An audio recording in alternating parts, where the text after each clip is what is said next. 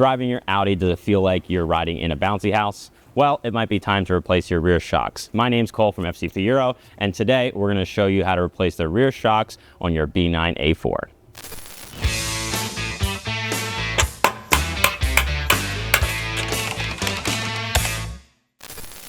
Now in front of me, we have the rear shocks for this Audi B9 A4 behind us.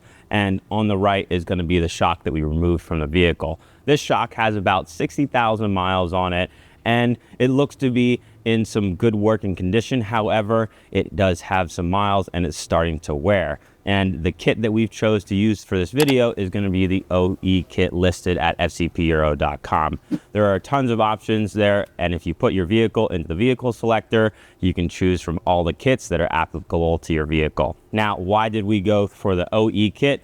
Well, these shocks are made by Sachs, and all of the parts and pieces are either genuine or Sachs. So we're going to be installing the same quality of parts that came equipped on your vehicle from the factory. What's awesome about all these parts on the table that we offer at fcpeuro.com is that they are backed by FCP Euro's lifetime replacement guarantee. Now, Audi does not have a set service interval on these rear shocks. However, here at FCP Euro, we recommend replacing the rear shocks on your B9 every 50 to 100,000 miles. However, that will all depend on your environmental conditions and driving style. Some symptoms that can indicate that your shocks have failed or they're about to fail include clunking, squeaking, bouncy ride, poor handling, or the shock actually leaking oil. Our B9 behind us is equipped with non-electronic adjustable shocks. However, if your vehicle does have electronic shocks, you're going to want to make sure you select that in the vehicle selector so you pick the right parts for your vehicle. Now that we've talked about everything B9 shocks, let's get into the tools we're going to need for this DIY. For sockets, we're going to need a 17mm wheel socket, 18mm socket, and 16mm socket. It's good to have a variation of sizes for different types of spaces.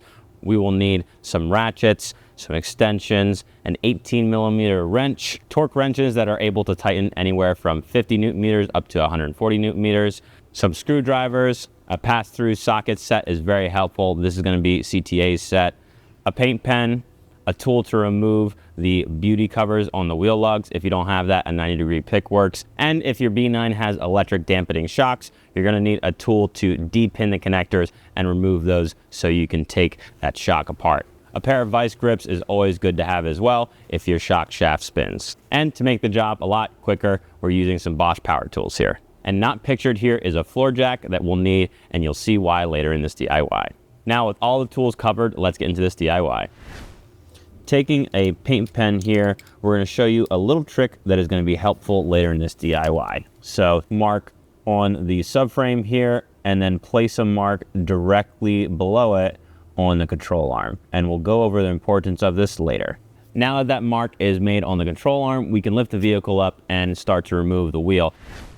Now, if you're using an electric impact, you can do it off the ground, or if you're using a breaker bar, you're gonna have to break the lug bolts free on the ground. Since we're using an electric impact by Bosch, we're gonna take these beauty covers off with the provided tool that is in the trunk. If you don't have one of these, a 90-degree pick will do the exact same thing. Just get behind the back side of it and we can pull them off that way too. Now, it's definitely a little bit trickier with a pick, but if you lost that tool, this is another way you can do it by just working it off. We're now going to remove the rest of these beauty covers, and with a 17mm socket, we're going to take these lug bolts out and remove this wheel. Now, one thing we like to use here at FCP Euro is these wheel hangers that we offer on our website. It just makes taking the wheel off a little bit easier since we do not have studs on our hubs. So once this is threaded in, that last bolt we can take out and pull this whole wheel assembly off. Now, the B9 we're working on today does not have electronic dampening shocks, so there's no electrical connectors here that we have to disconnect. However, if you do have electronic dampening shocks, check out the video that Rusty did on the B9 S5. It shows how to do that process a little bit differently, but it's very similar. So now we're going to take a 16mm socket and remove these two bolts holding the upper strut mount to the body. Now that these two bolts are removed, this upper shock mount is free to move, so let's transition underneath the car to remove the remaining hardware and pull this shock out.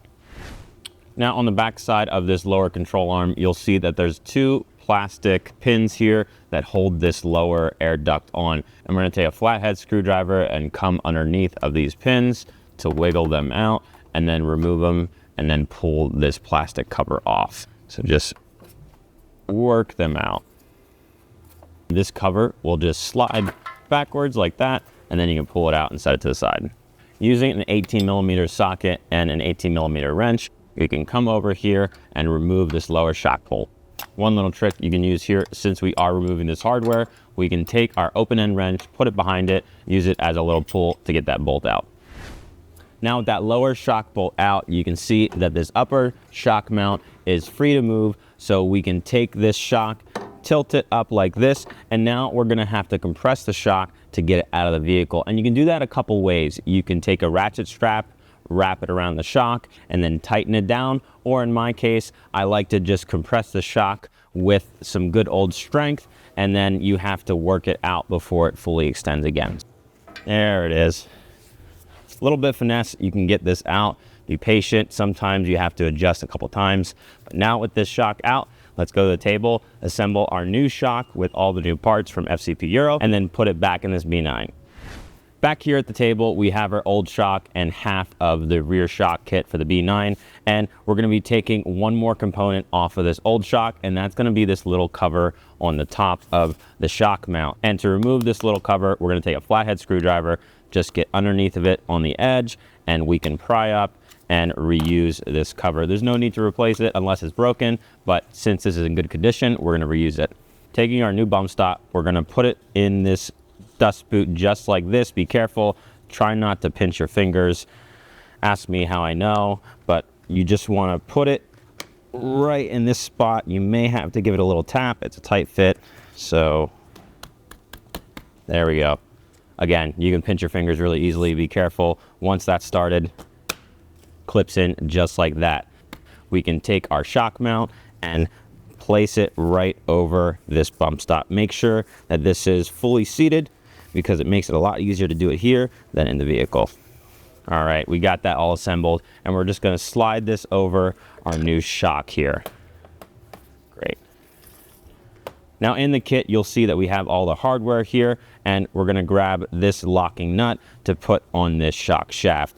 And taking a look here, you'll see that the shock shaft is slotted, and there is a special tool to counterhold that we're gonna be using in this video. So taking our new nut, we're gonna thread this nut on and grab our CTA through socket set. We are going to need the 5x8mm socket that is long that will counterhold this part of the shock shaft, and then we're gonna need a 16mm through socket and our ratchet. So taking all these pieces, we are going to insert that into there,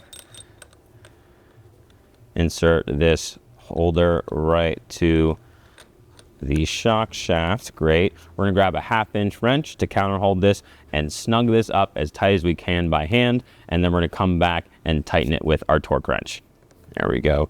All right, so we're gonna make sure that we're counterholding this, and now we can just tighten this up while counterholding the shock shaft. Now, one thing to note, don't go crazy tight with this because you can actually snap off that little holding part of the shock shaft.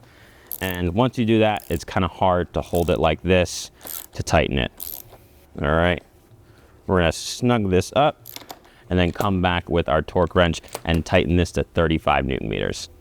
All right, so we're just gonna take with our 16mm socket and check the tightness on this. And you'll see here that the shock shaft is rotating. And if it does do that, there's another way we can hold that shock shaft to make sure that our torque spec is exactly where we want it to be. So we can move this dust boot off down from the mount here and grab a pair of vice grips. Now, you may say, why are you using vice grips on a shock shaft? Well, right here, there's gonna be a bump stop, so that part of the shock will never go into the shock body. So it's okay if we mark up this part of the shock shaft a little bit. So let's grab it here with our vice grips. Now we can counterhold the shock shaft with that and just verify our torque specification. And it looks like it's still spinning a little bit. So let's make this a little bit tighter.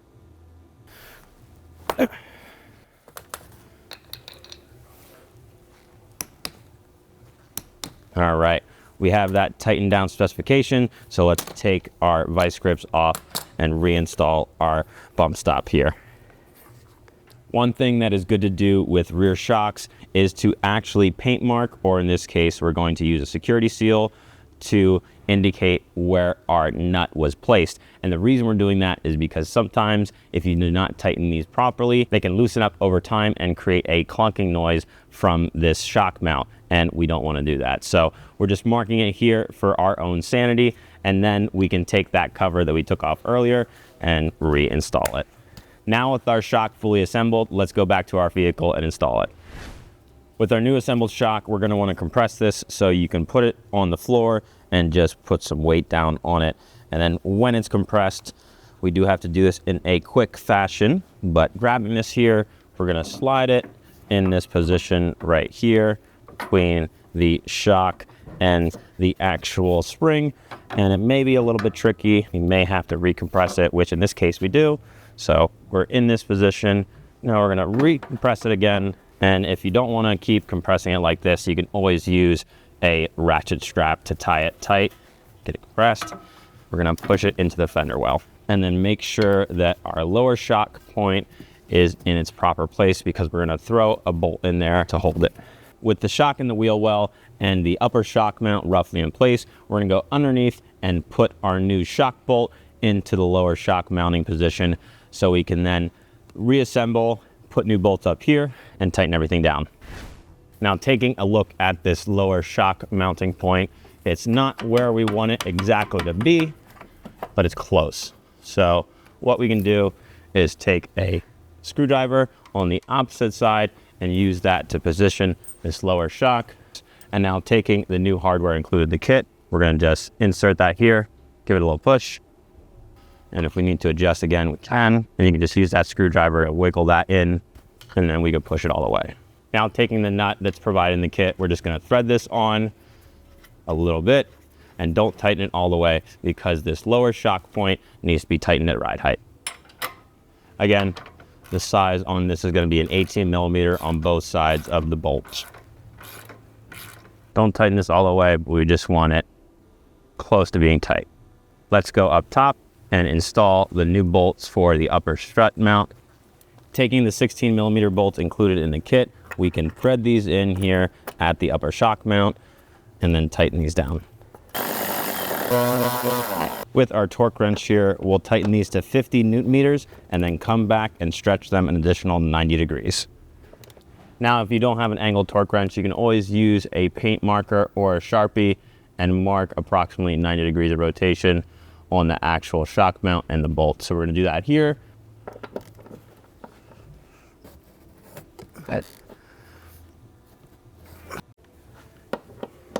If you're struggling to find that right angle, sometimes a longer extension definitely makes it a lot easier. With those tight, let's go back underneath and tighten this lower shock bolt. However, this has to be done at ride height, so you can either put the wheel back on the vehicle, lower it down, or we're going to show you a little trick here. So tightening that lower shock bolt can be quite challenging with the wheel on, because it has to be tightened to 70 Newton meters plus 180 degrees of rotation. We're going to show you a trick here how to tighten that bolt with the wheel off. So let's go underneath the vehicle with the jack. Make sure your vehicle is safely supported in this position. You want to have some of the wheels on the ground, because that will give you a little bit additional support. But taking our jack here, we're going to come underneath the control arm, and we're going to start jacking this up a little bit. Now, those lines we made earlier are going to be very important, because we marked that at ride height. So we're just going to jack this vehicle up until those lines approximately meet. And we want to do this close to the ground, because the vehicle may flex a little bit. All right, looks like those lines are pretty much lined up. So now let's tighten this lower shock bolt. With an 18 millimeter wrench and an 18 millimeter socket, we can come over here and tighten this down initially to 70 Newton meters. We're going to want to counter hold that nut on the other side so it does not rotate. It's definitely easier to do this with the wheel off. left and right. With the paint pen, we can come and mark 180 degrees of rotation that we're gonna do here. So mark the bolt to one side, and then on the opposite side of that, we're gonna mark the control arm.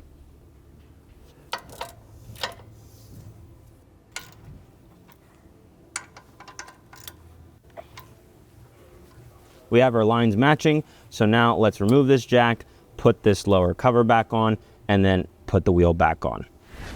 Taking our plastic duct, we're just gonna make sure that the large flap is facing towards the vehicle, and you can see how this is mounted in. It has to slide into place, so position this part of the duct here, push it upwards, and then just slide it to the inside of the vehicle, and then take these plastic push pins, put it back in, and just slide them in. At this point, we can reinstall the wheel, tighten the lug bolts down to 140 Newton meters, and reinstall the beauty caps. If you're replacing the shock on the other side, the procedure is exactly identical. And with that being said, that wraps up this DIY. If you like this video, be sure to hit that like button. And if you have any comments, questions, or concerns, drop them in the comments section below. If you want to see more B9 Audi DIY videos, be sure to hit that subscribe button because we have a lot more coming. My name's Cole from FCP Euro. Thanks for watching, and keep on wrenching.